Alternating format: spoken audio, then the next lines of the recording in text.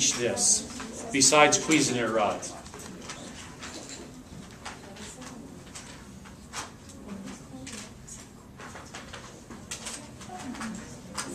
How could you teach 3 plus 4 equals 4 plus 3 without the rods so that it was a hands-on concrete experience?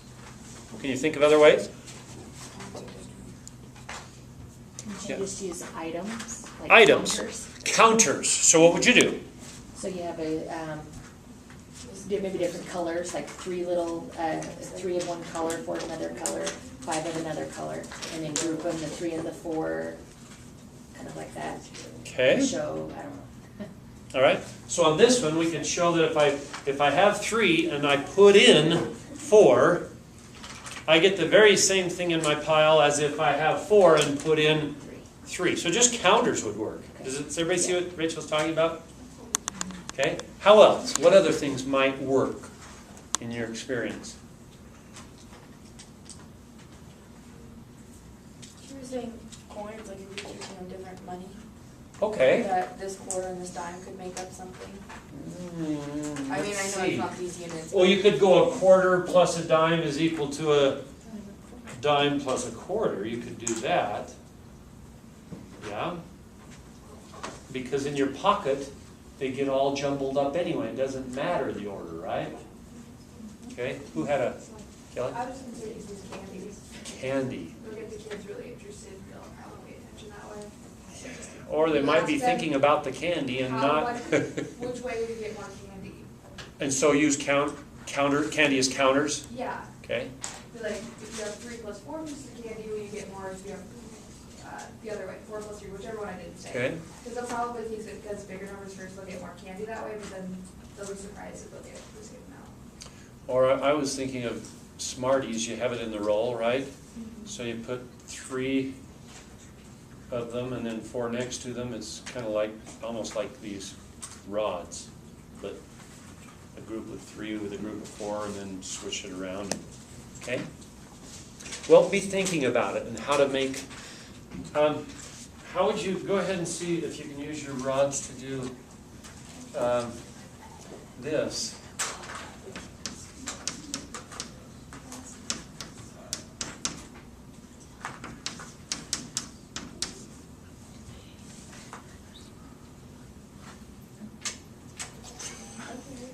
All of a sudden you're going, what? What would we need now? The what? What counters? The 2 colored counters. Right? We could say a pile of 2 reds plus a pile of 5 reds is the very same as if I put 5 reds with 2 reds. Does that make sense? So you could, but what I'm trying to illustrate here, we've been illustrating the what? Commutative property here, and here's the associative property for addition. The one I just illustrated here is when you all kind of went, huh? Was the property of closure. I couldn't use whole numbers because my answer doesn't end up being a whole number, right?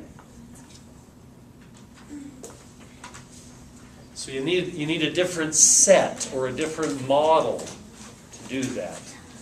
We talked about closure, did we? Yes? Did we talk about closure in this class? Closure involves what 2 things? A set and a operation. And I picked 2 things from a set, and anyway, it makes it so you have to use a set of models that works with it. All right. We had better move on to our next thing.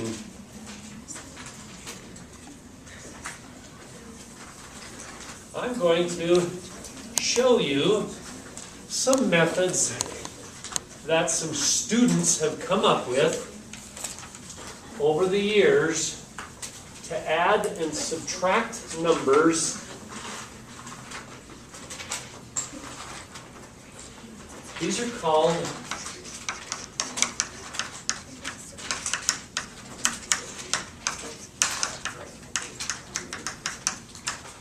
alternative algorithms. Remember when we did the concrete to abstract and we ended up at the standard algorithm? That's the one you were taught. That's the standard. Well, here's some things you could use instead of that. All right. I think I'll start with subtraction. Doesn't matter, but the first one I want to show you, we're going to call the, quote, 999 algorithm. Here's how it works. By the way, what does algorithm mean? Do you know that word? It's a process or a procedure that involves certain steps. You do this step, and then this step, and then this. So when we're doing the standard algorithm, we write the ones, we add the ones column first, right? And if it's more than 10, we write the 1 down below. And what do we do with the 10 part? You write it up above the tens column. That's the algorithm, the procedure. Okay, so I'm going to do the 999. And let's just do, let's go 3, 2, 1, subtract 1, 4, 7. Okay? This is how you would do this under the 999 algorithm. You would start with 999. You always start with 999. That's your first step. Your second step is to take the subtrahend and subtract the subtrahend from the 999. Okay? 2, 5, 8. So I've taken the 999, I've subtracted the subtrahend. Your next step in this algorithm, in this process, this procedure, is to take the minuend and add the minuend. 3, 2, 1. So I get 3, 7, and, okay? The next thing I do is subtract 1,000. You could do that in your head, but I'm just writing it down so you have the process on paper. Okay? And finally, what you do is you add 1. The answer is 174. I maintain that if you subtract those two numbers, the answer would be 174. Okay. Let me give you one to practice on. Let's give you 4, 3, 5, subtract 2, 7, 8. Follow my procedure. The same steps, except for this problem, not this problem. Okay? First step is what? Right, 99. By the way, this is the 999 is for when you're subtracting 3-digit numbers. Okay?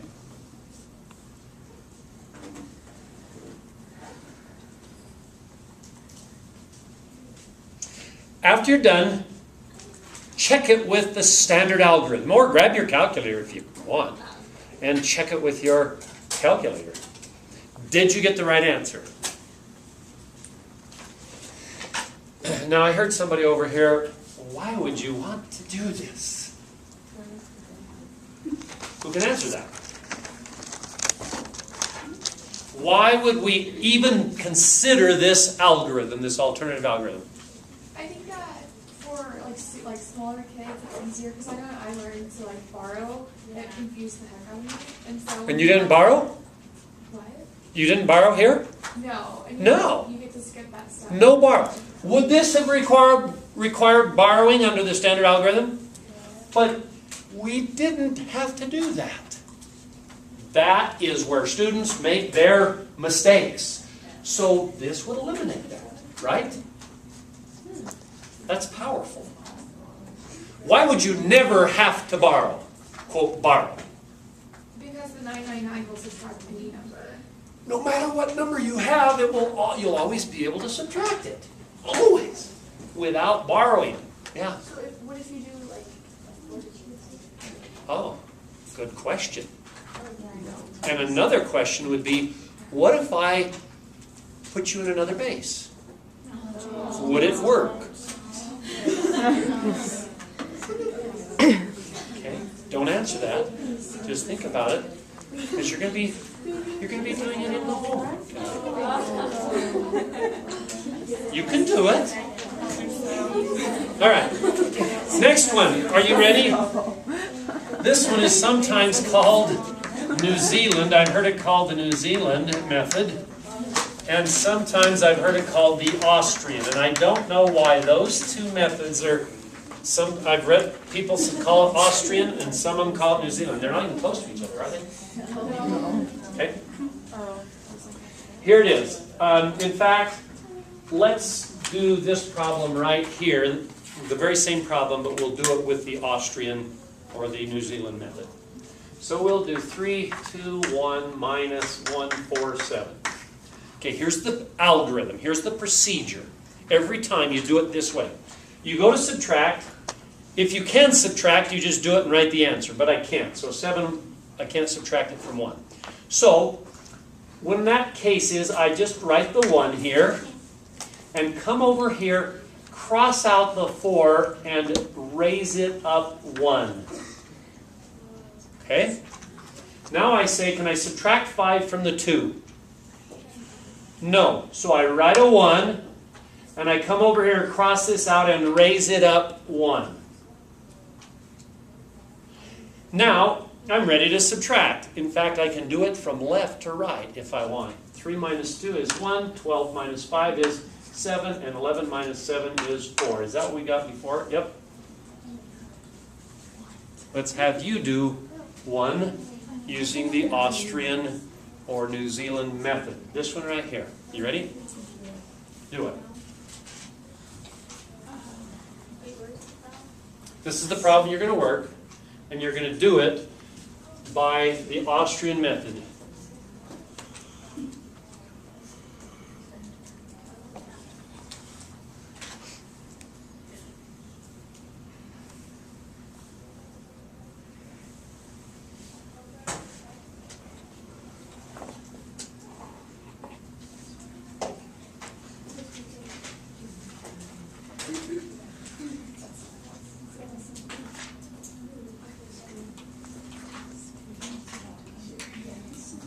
What?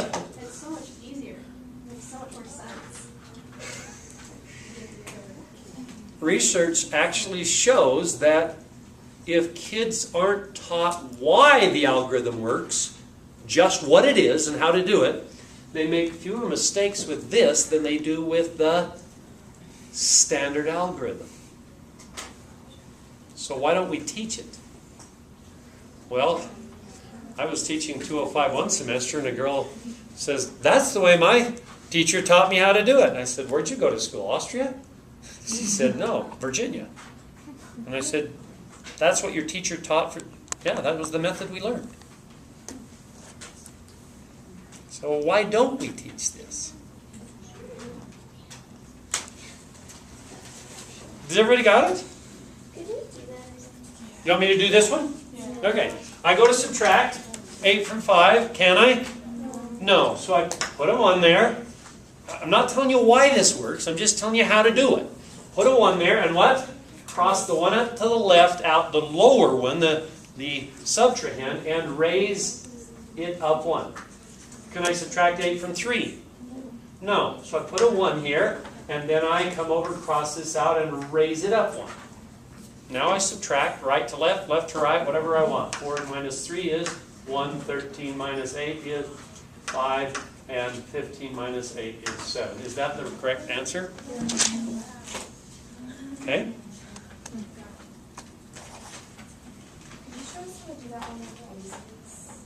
Nope. I'm going to let you figure that out on your homework tonight.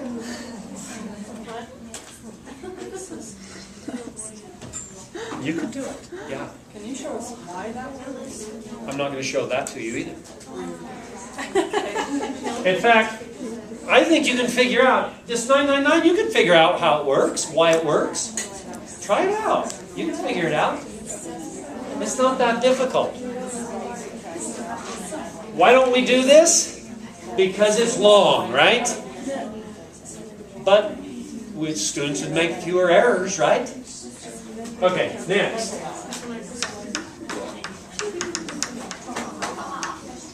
Counting up. Let me take 435 minus 278 and do it by the counting up method. So what I'm going to do is I'm going to take 278 and I'm going to count up until I get to 435. I could add, let's just do it a couple of different ways. I could add a 2, right? And that would make it become 280. And then I could add 20, and that made it become 300. And then I could add 100, and that would make it become 400. And then I could add 35, and that would make it become 435. Does everybody see what I'm doing? So what did I add? This one, this one, this one, and this one. So all I do is add these up. 2 and 20 is 22, and 35 is 57, plus the 100 would be 157. So we just added up and put all the numbers we used to add it up. Now that was taking a lot of steps. You could do it a lot quicker. You could say to yourself, I know what to add to get it all the way to 300. Add what? 22. That takes me to 300. I'm showing you these steps. This is a mental process you would do in your head. Then I'm at 300. Now I've got to get clear up to 435. I could add 135, right? And I'd have 435. Now what did I add? This one and this one. So I just add these two in my head. So there's a lot of flexibility. 22 plus 135. You can do that in your head. So this is a mental process even. You could go add 22 will get me to 300. Add another 135 to the 22, and there I'm there. So we're counting up. Okay? I heard somebody say, I do this all the time. Yeah, I used to do it in a vacuum. Yeah.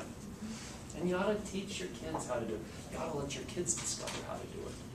In fact, if you don't teach your kids the standard algorithm, you let them play with numbers, they'll invent their very own ways of adding and subtracting. Let's do some addition real quick here. Lattice. The lattice is probably less an algorithm and more of an organizational method. But let's do 247 plus 368. What you do is you get your place values going here and you make little boxes under here and then draw diagonals in each of the boxes. Okay? You ready? Now, what's 7 and 8? 15. So I write the 1's place here and the 10's place there. 4 and 6 is 10. 3 and 2 is 5. So what should I write? 0, 5. Okay, so if it's not a 2-digit number, just write 0, whatever. Now what I'm going to do is I'm going to add on the diagonals. So 5, right here, I'm going to write a 5. And then what? 1, and then what? 6, and then I could put a 0, but no need. So the answer is 615. In the last school that I worked at, a teacher showed me a multiplication process very similar to this. What's the name of the multiplication one? Lattice method for multiplication. This is lattice for addition. Okay. And when we get to the multiplication one, we'll take a look at that one. Okay. But that's not this unit. Yep. Okay? Yeah. Wait, how'd you get the 6? Added the diagonals. You add down the diagonals. Okay? Good question. Anybody else? I don't have time to let you practice on one. You'll get to do it on the homework. Last. Let's do the scratch method. The scratch method is particularly useful when you have multiple add-ins. Okay? Let me just make one here. Let's do 347 and 258 and 176 and 534. Let's add those. That's probably enough to illustrate it. Okay, what I'm going to do is I'm going to start adding, and as soon as I get to a 10, I scratch. 7 plus 8 is 15. I'm past 10. I scratch. I don't keep the 15 in my head. I just bring the 5 forward.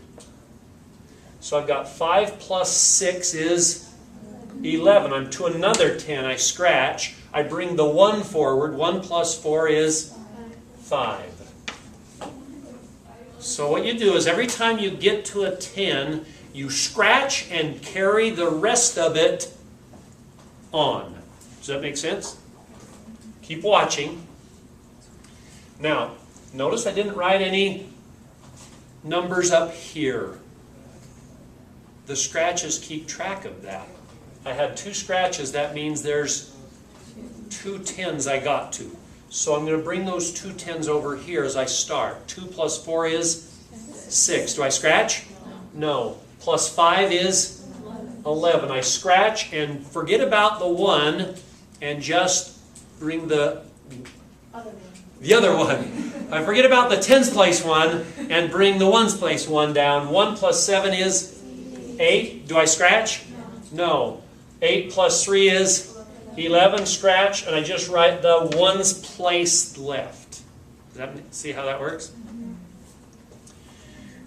Take your 2 scratches and bring them over here. Makes 5, 6, 7, 8, 13. I scratch, write a 3, and then say, well, I've got 1 scratch there, so I'm going to put 1 there. And if you have big, long lists, what's really nice is the scratches take care of themselves, and all you have to worry about what the 1's place is. It makes it so much easier than trying to go, well, 15 plus 6 is, let's see, that's 21, and 21. You're just down to 1 digit all the time adding. So it makes it a lot slicker, and the scratches take care of the carries, what we used to call the carry. But the scratches become an exchange to the next column. Okay? Our time's up. And tonight, you get to practice these alternate algorithms, and you get to see how any of them, or maybe all of them, might apply if you were working them in another base.